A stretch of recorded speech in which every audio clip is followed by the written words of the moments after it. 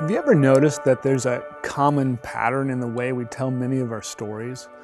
And it branches across whatever medium we tell them in. Books, movies, plays, TV shows, whatever.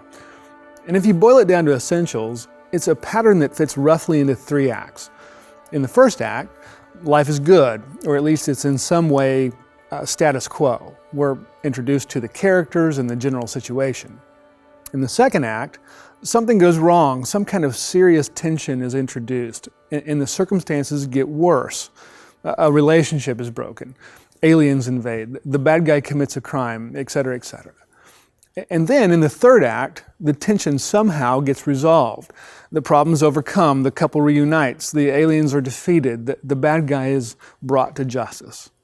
And everyone lives, if not happily ever after, in a much better situation than they might have otherwise. Now, we've all seen that pattern because human beings seem to be drawn to create and enjoy that kind of story again and again and again. And I think that's at least in part because all those stories are really echoes of what we might call the big story. The story authored by God, the story we're all living in, whether we realize it consciously or not. You see, the biblical account of things is also very much framed in 3 acts. The first is creation, where God in all His wisdom and power made everything, including us, and He made it all good. The second involves the fall, the tragic rebellion of humanity against God that introduced evil and brokenness and death into our lives and our world. And the third act then is redemption, God's ultimate answer for His people and His creation. And that redemption involves God's grace going as far as the curse is found, as the old hymn says, in order to make right everything that's broken. Now, there's a lot to talk about with regard to this big story, but this time of year, it's worth considering how it relates specifically to Christmas. And if you think about it, Christmas is a celebration of Act 3 of God's redemption gaining a great deal of steam. Because that first Christmas, God advanced the plot in a most amazing way. He wrote Himself into the story. The author of the play became an actor on the stage, and not in the way you might think.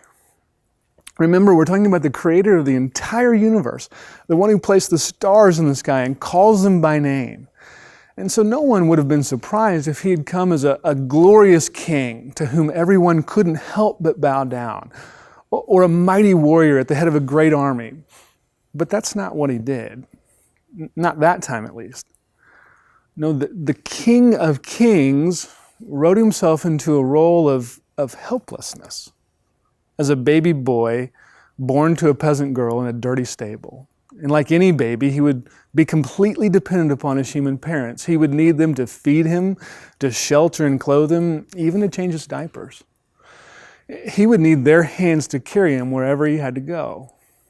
And perhaps even more amazing is the fact that He didn't do this to grow into a life of privilege and luxury. He did it to begin a life of humility, of service and suffering, one that led straight to a torturous death on a cross.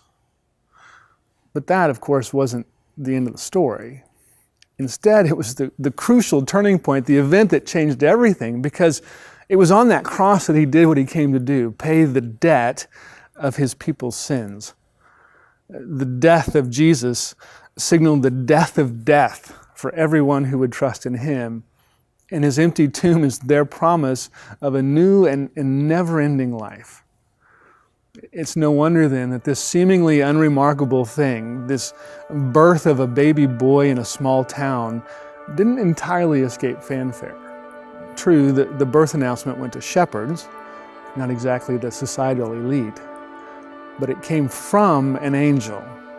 He called it good news of great joy.